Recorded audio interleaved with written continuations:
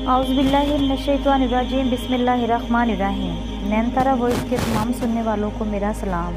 उम्मीद करती हूँ कि आप सब लोग खैरियत से होंगे। आज की वीडियो में हम पढ़ेंगे कुरान पाक में गाली देने से क्यों मना किया गया।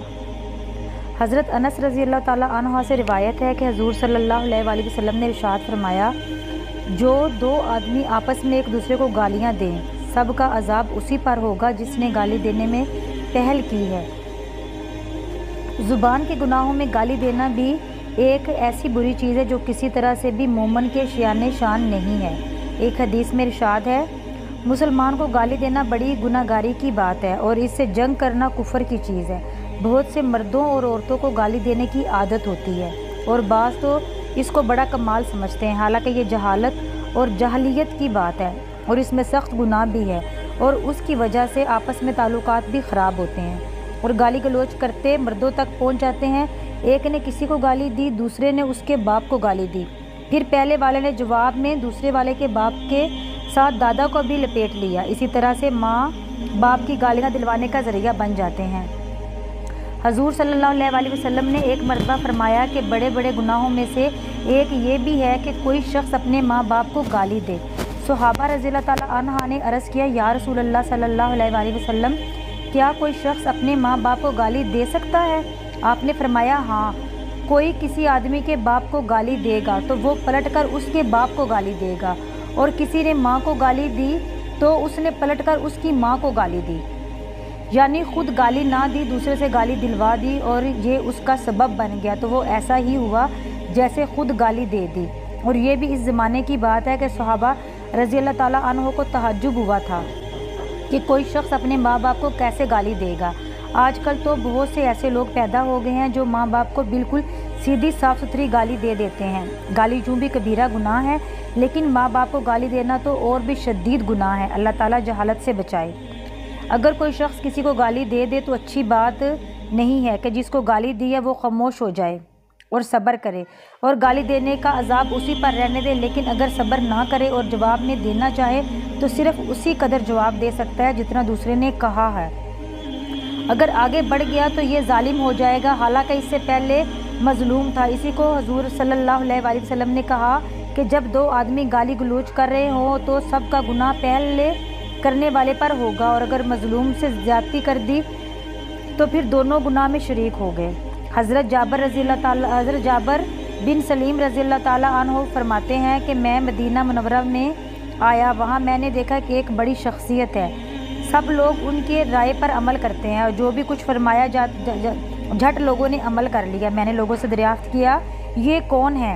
लोगों ने बताया कि ये अल्लाह के रसूल हैं। मैं आपकी खिदमत में हाजिर हुआ और अर्ज़ किया, अलैहिस्सलाम या रसूल अल्लाह। 2 मरतबा ऐसा ही कहा। आपने फरमाया, अलैहिस्सलाम मत कहो, क्योंकि अलैहिस्सलाम ज़बान जाहलियत में मैयत के लिए कहा जाता था। तुम अस्सलामु अलैका कहो। मैंने कहा, आप अल्लाह के रसूल हैं। फरमाया, मैं अल्लाह का रसूल हूँ। वो अल्लाह ऐसा साबिक़ कुदरत है कि अगर तुम कोई तकलीफ़ पहुँच जाए फिर तुम इससे दुआ करो तो तुम्हारी तकलीफ़ रफ़ा कर दे, और अगर तुमको कैद साली पहुँच जाए और तुम उससे दुआ मांगो तो वो तुम्हारे लिए ज़रूरत की चीज़ें ज़मीन से उगा दे।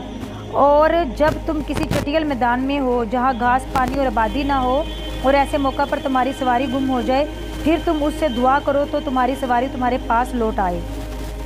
मैंने अर्ज़ किया, क्या मुझे कुछ नसीहत फरमाइए। आपने फरमाया, हरगिज़ किसी को गाली मत देना। हज़रत जाबर रज़ी अल्लाह ताला अन्हु ने फरमाया कि इसके बाद कभी मैंने किसी आज़ाद को या ग़ुलाम को या ऊँट को या बकरी को गाली नहीं दी। फिर 3 नसीहतों के बाद फरमाया कि अगर कोई शख्स तुमको गाली दे और तुमको इस चीज़ का ऐब लगे जो तुम्हारे अंदर है तो तुम उसे इस चीज़ का ऐब ना लगाओ जो ऐब इसका तुम इसके अंदर जानते हो।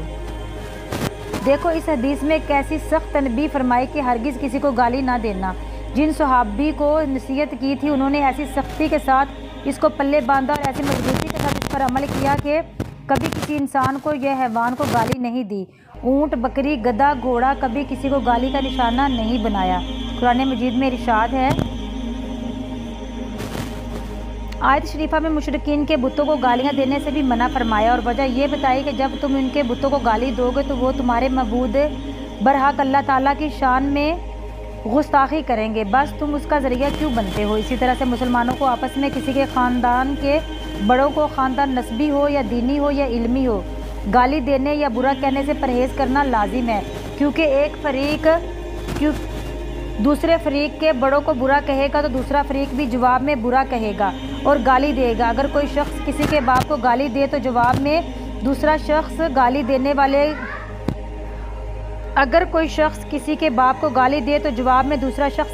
والے کے باپ، دادا اور پردادا کو گالی دے گا۔